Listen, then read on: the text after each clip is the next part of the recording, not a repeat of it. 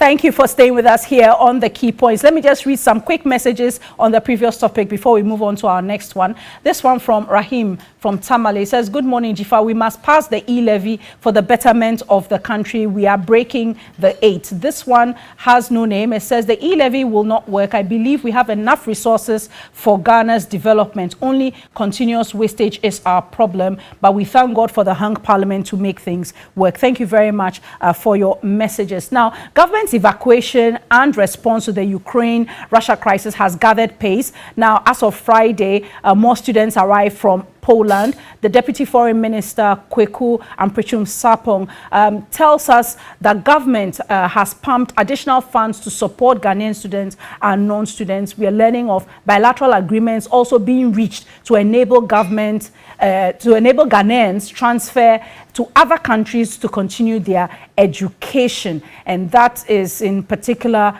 Hungary. We've also learned that some students that government bought tickets for, 15 of them declined to return. And that seems to be a worrying situation. Let's come in studio back to our guests. So, Dr. Amwa, first, your thoughts about government's evacuation of students and those who want to come back to Ghana from Eastern Europe after the crisis in Ukraine, kind of blew up. Come again, please. The situation in Ukraine has led to an evacuation, and government has been bringing back Ghanaian students and has also sent money to support them, those who are stuck and unable to come out of Eastern Ukraine. Your thoughts about what government has been doing so far? Okay. In the first place, it is very unfortunate. I think our students shouldn't have gone through all this, but then these are global issues, something beyond our strength as a country or our sovereignty. I would like to also say the government has done well. I mean, it's not easy. I think ours even came before Nigeria. Yes. It means we are doing well, not too bad. The media in Ghana also did well because they started talking about it, putting pressure on the government and other stakeholders, making all of us also know some of the things going on. However, other people also did propaganda. I mean, as usual. But the good thing is that we've been able to bring our Ghanaians or Ghanaian students home. I've also been notified that, is it Hungary? Yes, they are offering opportunity for students who are there to continue their course or courses in their country. And even some of the Ghanaians are saying that they want to go there. If they've done the appraisal of this offer and they think it's very good, I think it wouldn't be bad for them to also be actually integrated into the Hungary, because the Hungary and the Ukraine systems are almost the same. Just like Nigeria and Ghana, the way our curriculum is, as two countries. They have a lot of bilateral agreements and they have a lot of I would say syllabus or syllabi being the same. So we hope as a people for them to. But those who have come to Ghana, I just want the government to find some sort of psychotherapist to handle them. Because some of them, I'm sure, even the information alone, the bombing, some might have heard, the news they read, the fear of they were not going to come back to their countries, they were going to die. All these things still go on in their minds. And I think, there's initially or first thing the government to do after bringing them here, which I think the government has done so much well, is to find appropriate experts in psychotherapy and psych them, work on their minds, reposition them, recompose them, and integrate them into our system and find a way. I also think, looking at the courses, if they can also continue here, if they look at the structure. It looks like there was a lot of these students leave because they don't get access to go to the medical school here. And so the other option for them, if they are insistent on doing these courses, is to go abroad.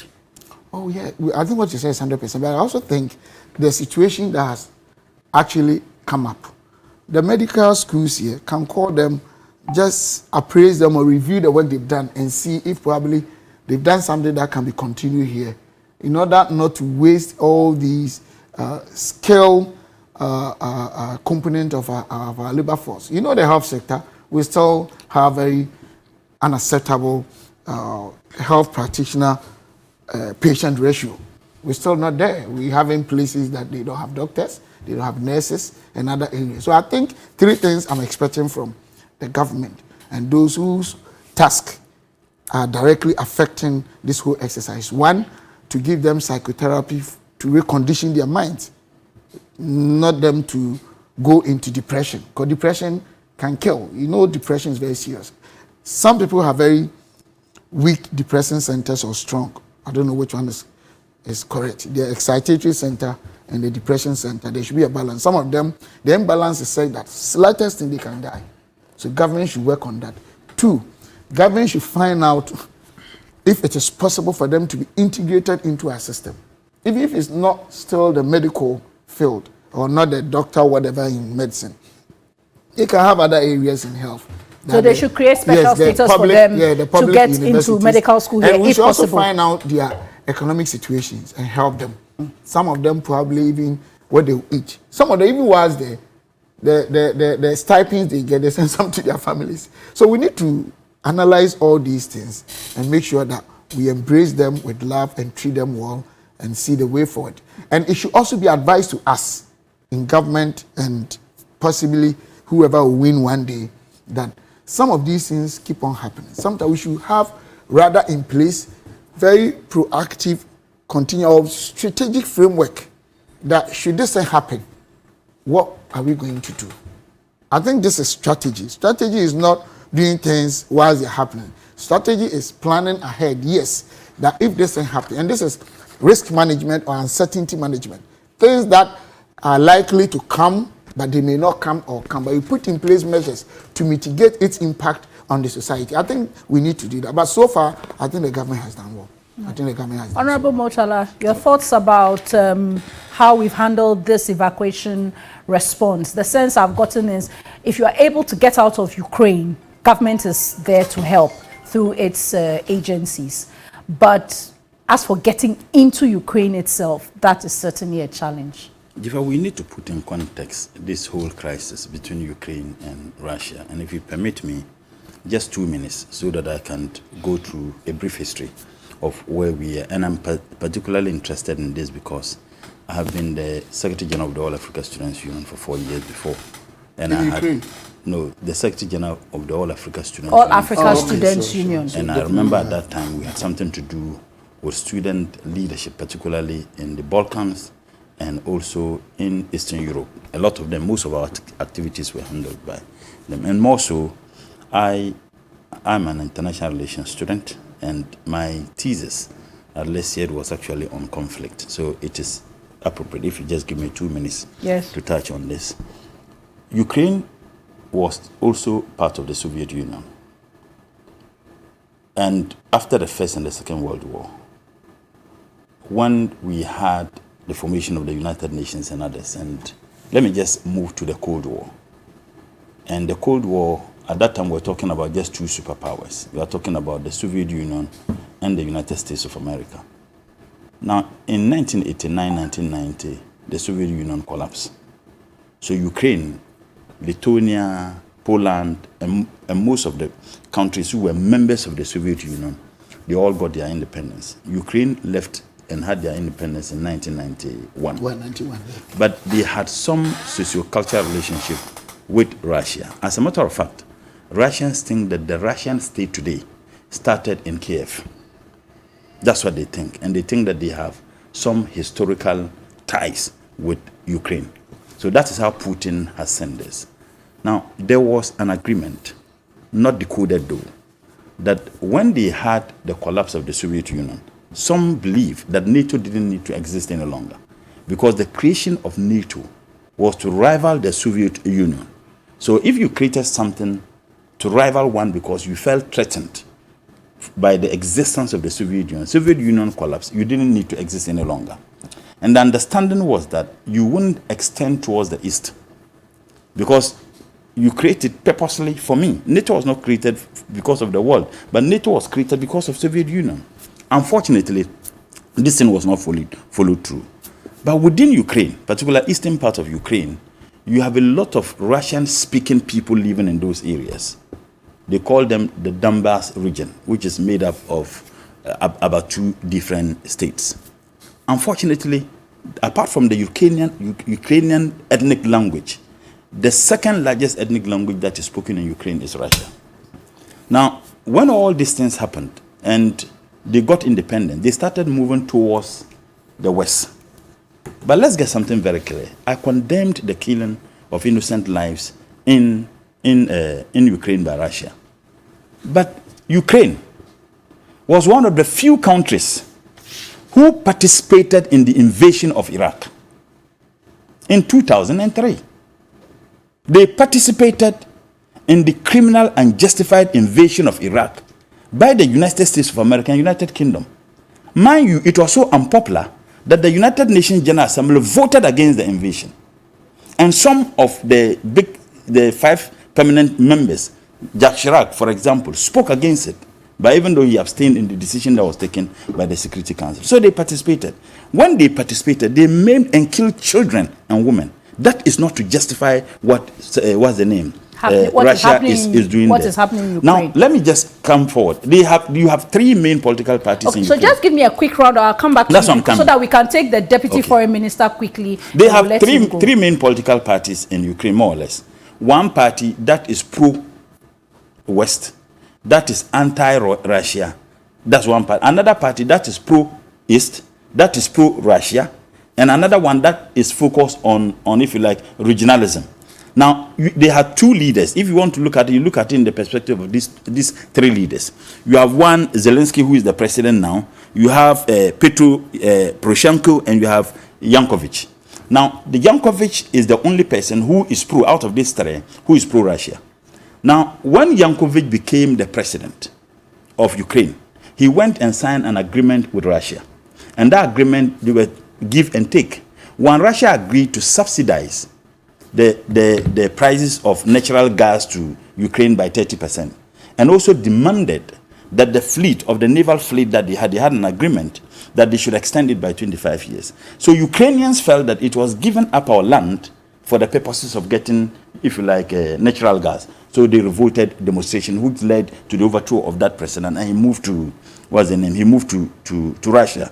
Then Poroshenko became the leader. Now let me just move forward to the current leader. The current leader came, and there was what they call the Minsk Agreement. The Minsk Agreement, which was signed in the capital city of the other country. Belarus. That's the capital, that which is Minsk. That Minsk 1, Minsk 2. And the agreement was that we would allow them to be there, and then we'll find a solution to this.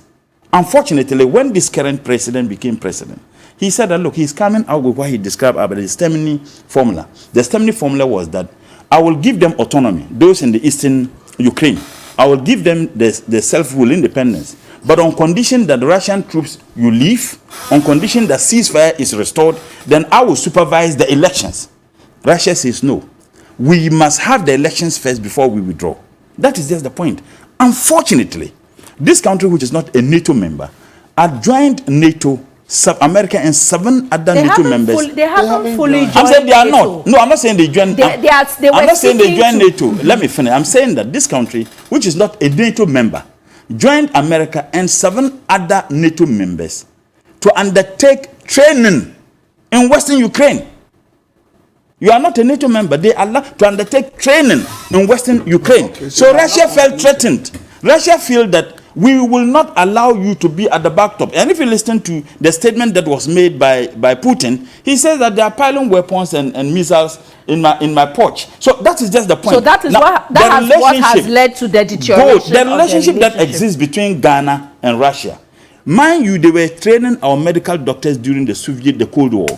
And most of them were trained in Ukraine, which was part of Soviet Union at the time. So this assistance is still going on. Even though Ukraine got their independence, because of the assistance that we got from the Soviet Union, it didn't truncate. Unfortunately, these are our students. Okay. Not all of them are members of the National Union of Students in Ukraine. We are told about 540 are the registered members. The thinking is that the number of those who are not registered to the union may be more than 500. So we are looking at about over 1,000 students in Ukraine. Most of them are doing medicine and these sciences. The sciences. So we need to be particularly concerned if there is anything that we must be taxed to for the purposes of this country, which we wouldn't have any disagreement, is when you tax us to bring in those people. And let me comment on Honorable Kujetu. Okay, no, so we'll come to that. Let me take the Honorable Deputy Minister for Foreign Affairs, who has been on the line, the Honorable Kweku Amprechum Sapong. Good morning to you, Honorable Amprechum Sapong, and thank you for your time. Hello, Honorable Amprechum Sapong. If you can hear me, good morning and thank you for your time.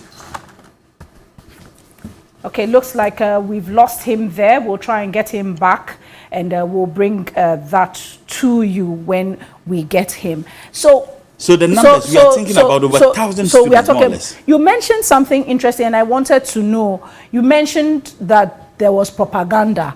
I'm not sure I understood what you meant by propaganda in reference to how government has been handling this, because I think everyone has been unanimous that there was a need to get in there and help our people. I don't want to elaborate on the propaganda. Okay, you don't want to elaborate. Okay, so just hold on. We have the Deputy Foreign Minister. I don't want to lose him again. Okay. Good morning to you, Honorable Amprechum Sapong. Thank you for joining us. Good morning, Jifa. Great. So yesterday you had additional Ghanaian students coming in from Poland. How has that gone generally? Have they settled in? Have you met their parents, or what are the next steps? We haven't met the parents. The meeting with the parents was for the first batch. When the first batch came in, that was when subsequently we arranged, and then the Minister for Foreign Affairs met with the parents. Those who arrived at yesterday, we did not meet the parents, but we met the students at the airport. This last night, 5 students came in on KLM. And then this morning, we have had the 14 arrive on Qatar Airways. And then this evening, we will have the 14 arriving who arrived this morning on Qatar Airways came from Romania. This evening, we will have another 13 arriving from Hungary. But let me take this opportunity to stress and to thank the various organizations who have made this whole evacuation exercise possible, especially the Ghana Student Union in Hungary. They have been there and they have assisted tremendously the Ghanaian students who have gotten themselves into Budapest. And then also the other organizations, voluntary organizations, the Pentecostal Church, for their massive support. Again, let me take this opportunity to correct a certain impression. Yesterday, I did mention about the support that we are getting from the central government to the Ministry of Finance.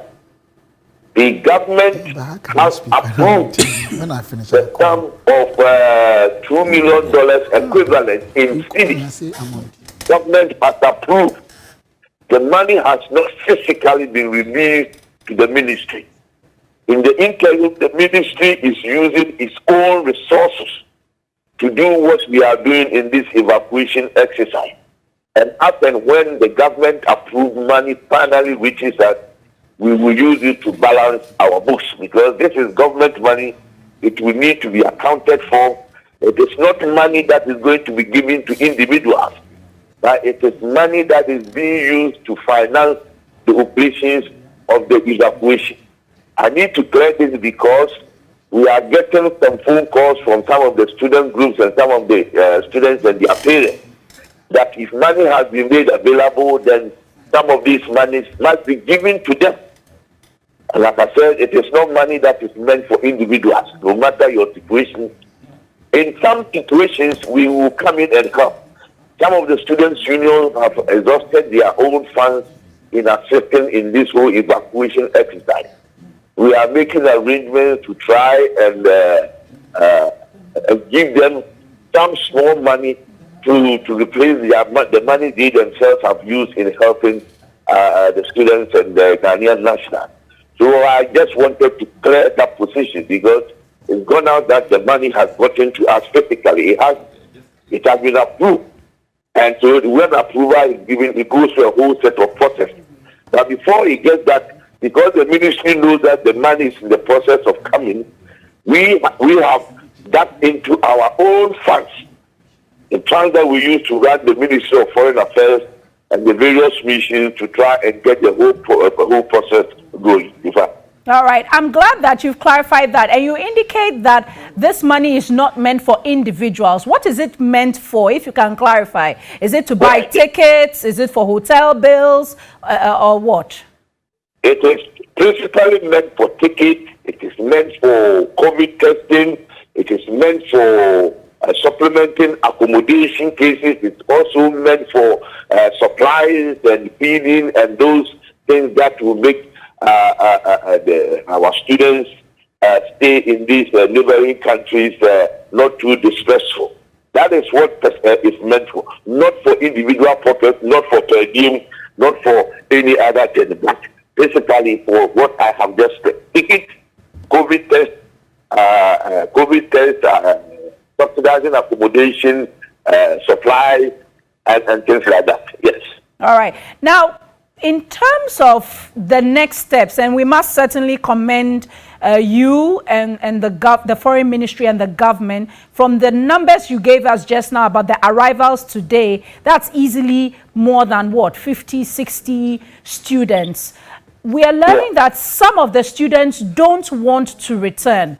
I know Foreign Minister Shirley Ayoko Botre had indicated in her second meeting with the parents, which was the second meeting after she had her first press conference, that we cannot force anyone who does not want to return to come back. But if students don't want to return, doesn't that pose a risk for the government in terms of relationships with these other European countries, depending on whether they have permission to even stay in these countries, permission to even work in these countries or live a life? Thank you, Jifa. The difficulty is, let me explain this. An overwhelming majority of the students or the Ghanaians who have crossed from Ukraine are not government scholarship students. Of the total of the number that we are getting of nearly 1,000, only 27 are Ghana government sponsored students. So you can see that the vast majority, over 950 plus, are not. They are there as private people being sponsored by their individual parents or relatives. But the government position is that in as much as they are Ghanaians, it has assumed responsibility to make sure that they are able to move from Ukraine and safely back home. But when they get to these neighboring countries, which is what the new dimension is emerging, it's like quite a good number of them have made it clear that they don't want to continue to Ghana. And some of them are being supported or is being confirmed to us by their parents. We know some of them are taking advantage, especially when you get to Hungary and Poland. They happen to be EU countries. I'll let you go. And when you are in a EU country, you can just board a bus or a train and move to any other of the neighboring countries. And some are taking advantage and move to Germany and move to Holland. That one, we cannot control their movement. They are private individuals, they are adults. It is not Ghana government in the first place that brought them to Hungary. It has been the magnanimity of these countries that they have accepted them from Ukraine into their territory. Their onward journey is in their hands. But the government says we are stepping in, we will evacuate you, we will provide you for the necessary resources to make sure that you get back home into the hands of your loved ones and your parents. But if they decide to do otherwise, we don't have that control over them. The one thing that has also come up, which government has decided to formalize it, is the information reaching us that the Hungarian government, the Hungarian authorities, the Hungarian universities, some of them have indicated that they are prepared to offer academic opportunities for these students to enable them come and continue the academic programs in Hungary without them losing out in any shape or form. That they are prepared to match their fees that they were paid in Hungary, that they are prepared to help them with accommodation and all the other bits and pieces that will help them to settle in Hungary, in the university, and into the academic life. These ones, again, there's not much we can do. But government, the Minister for Foreign Affairs has given directions that we formalize it. So we are writing to the Hungarian government to try and get better particulars on this offer that is supposed to be on the table. And I think that will bode well for those students who are in their final year, who maybe wouldn't know what will happen should in case they get to Ghana, whether they will be able to go back to continue and all that kind of dark area. I think that is something that is the right direction, and government will support that. But with the students who are on government scholarship, for now, the Scholar Secretariat will have to make a determination as to whether they want them to take advantage of this emerging opportunity in Hungary. So, Jifa, that is the position. Okay. Now, Honorable Deputy Minister, your counterpart Deputy Minister, the Honorable Thomas Mboma, has been in Hungary. Is he still there? Do you have a timeline for him to be there? Will he visit the other Eastern European countries that have been providing support? Like we know Slovakia, we know the Czech Republic, we know Romania as well. I don't know, or he's just going to be in Hungary? Yes, Jiva, it's true. My counterpart, Honorable Thomas Mbomba, MP for Tatale and Deputy Minister for Foreign Affairs, has been to Hungary. He's met the students, he see where they live, he's listening to them, and then he also went to the border, the Hungarian and Ukrainian border, to see what exactly the border situation is like. Fortunately, he said when he got there, there was no Ghanaian at the border. From there now, he's moved on, he's going to Romania to see also exactly what is going on there and interact with the students who have arrived over there and check out all that is happening over there. And then he will move on to Poland to also do a similar exercise over there. These are the three countries that initially we have penciled out for him to visit. Now, there is the other option that after he has visited all these places, and there is the need for him to go to some of the other neighboring countries, he will continue. We haven't given him a timeline. The minister's instructions is for him to go out there and see what is happening and relate to us the first-hand information. And where certain decisions, critical decisions, and immediate decisions need to be made, he will stand in the stead of the minister and make those decisions to streamline everything and make sure that the whole evacuation exercise is moving on stream as expected. So that is what my counterpart, Honorable Mbumba, is doing there. Is doing at the neighboring countries. Yes. Final questions has to do with those who are stuck on the border or in eastern Ukraine. Any update on how we are dealing with that? Right. We know of some of our students who are holed up in bunkers in Sumy and Kharkiv. Now, the Kharkiv happens to be the second biggest city in Ukraine. In Sumy, it has a very popular university where there are a lot of African students in there. And because it happens to be at the nerve center of this whole fight, the advice initially to them was to stay indoors, in shelter, in bunkers. So far, that has been the situation. Now, yesterday, after lobbying through various angles, our vice president called the Russian ambassador and requested that the Russian government creates an opportunity for the students in Sumy and in Kharkiv to be given a safe passage. Then we also made an appeal to the EU countries, then appeal also from AU in Addis Ababa. Eventually, yesterday, we got information that President Putin has given instructions that a safe passage be created for foreigners who are caught up in these places.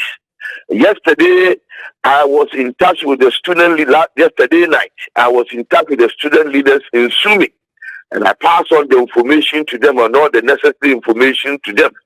And I also spoke to our ambassador in Moscow and also touched her that this is the new development, so she needs to link up because Sumy is quite close to the Russian border.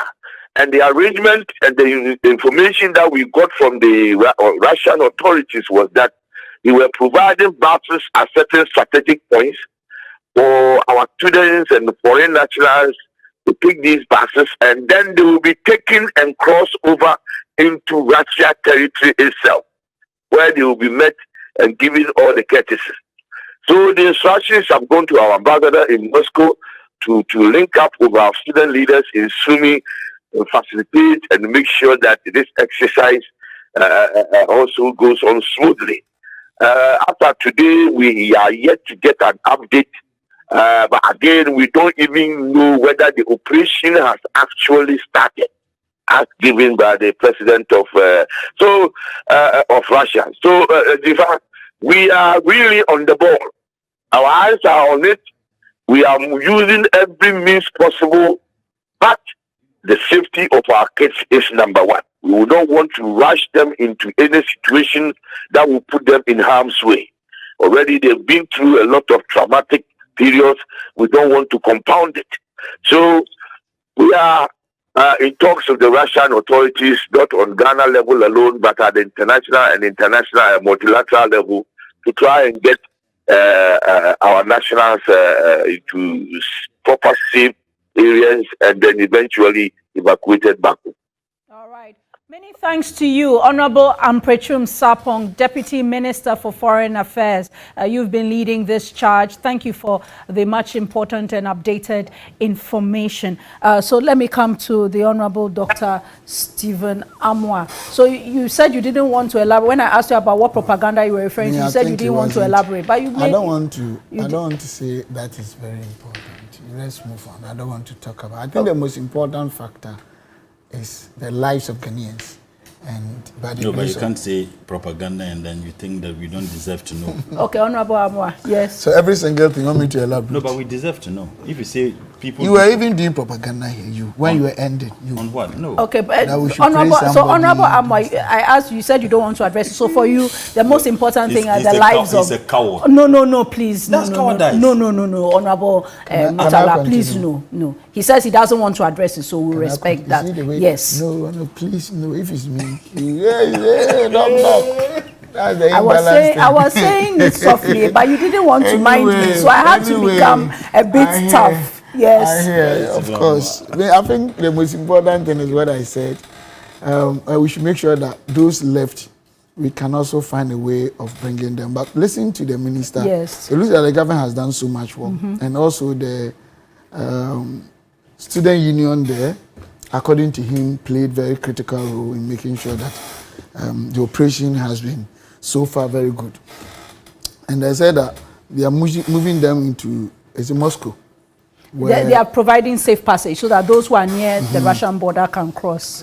I don't think this thing have anything further too much to say about it. But at least you are satisfied. I'm praying and hoping that there wouldn't be any life loss, especially Ghanaians, that all of them will come home. Then there should be very comprehensive framework post the incident. Post the evacuation. Exactly. Managing them well, integrating them well, and making sure that they don't rather become liability, but they become assets. So it's extremely important. I think they should liaise with Health Ministry, Foreign Ministry, and the Scholarship Education Ministry. Secretariat. Scholarship, these four should come together, because I think I see some sort of, they form the policy boundary factors this whole thing.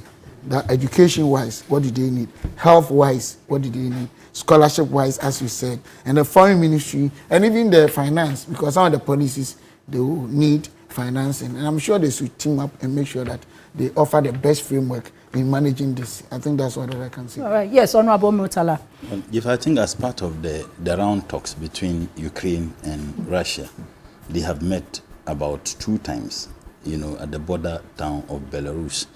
One of the things that has given a glimmer of agreement is one ceasefire and to create a corridor for foreign students to leave. The understanding is that there are several Chinese, Indian students, Nigerian people students, from all over the world to leave, and particularly the cities within the east and the north are cities where they have a lot of their universities. And like I said, mind you, they were part of the Soviet Union, and with the independence of Ukraine, the universities certainly are still in those areas. But you said something critical before I wrapped up on you, which I just wanted you to continue on and finish off.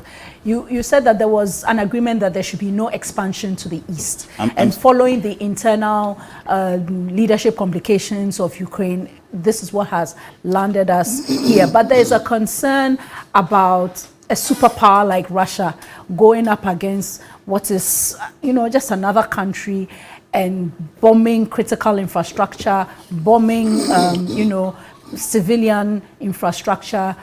It begs the question about why this should matter. Because if Russia really feels threatened, Ukraine, even though the view is that they are repelling the attacks in some instances, they are small military country compared to Russia. It seems unfair. The point is that this is not the first time the world is experiencing something like that.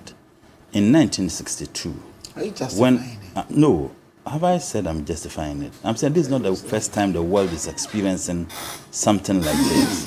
In 1962, when the Russians, the then Soviet Union, wanted to have missiles positioned in Cuba, America refused. And the reason America gave for virtually, getting into a nuclear war was that they could not comprehend their enemy just be at their backyard.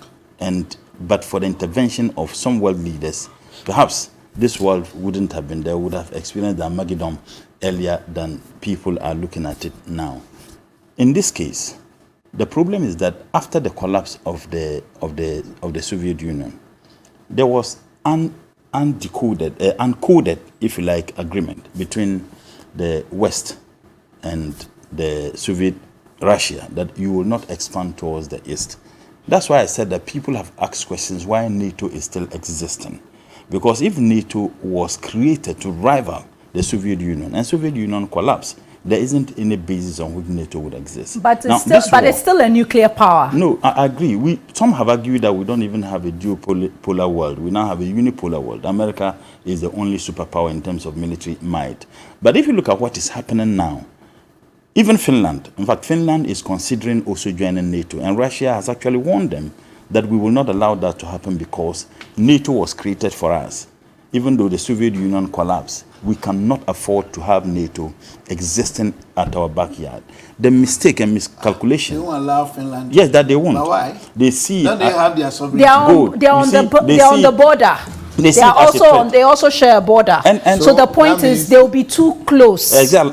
And so they can't have their sovereignty. Cuba had their sovereignty. Cuba was a sovereign state. America says they could not afford that. In fact, Venezuela, as recent as under Chavez, Venezuela, America also won and had problems with Venezuela because they were extending Mexico today. But you see, the sovereignty of Ukraine is already compromised. It's compromised between America and the West, if you like, America, particularly America, not the entire West, and Russia. The reason why it is already compromised is that if they succeed in joining NATO, majority members who are European or West America and the Western, European nations, if they succeed in joining that, then it means that America would then have the authority to install military power, if you like, within. They already have the number of bases in some of the European countries. The question we are asking now. So the final question for me from you is, how can we end this? This because war. this inures to no one's benefit. To be very honest, Dr. Amwa mentioned that fuel prices are at an all-time high because of this crisis, and we are bearing the brunt for the past 7 years. You see, the crisis could have been ended if indeed world leaders had acted swiftly. Now it is a war of pride. Russia will not stop until they achieve the objective, because stopping means they are defeated. And in fact, it's a proxy war. The armory that are used by Ukrainians are armories that are provided by the West, and particularly America. Russia see them, just like we have in Aleppo, in Syria. Syria war is a proxy war. Russia is one So you don't see any good coming out of the peace talks? Because I understand President Zelensky has demanded one-on-one talks with President Putin. You see, the reason why Putin's position is that let's go back to the Minsk agreement. Zelensky says that no. Let's look at what he called the Stemny Agreement. The Stemny Agreement, he came with some conditions.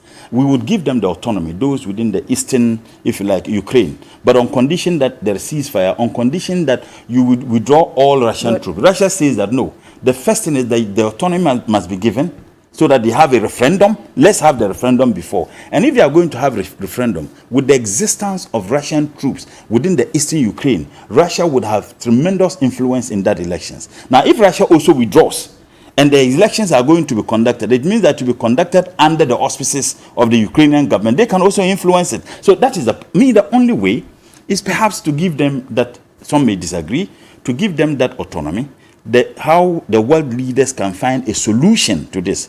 The sad aspect of it is that the actions of the West and NATO is prolonging the agony of the Ukrainian people.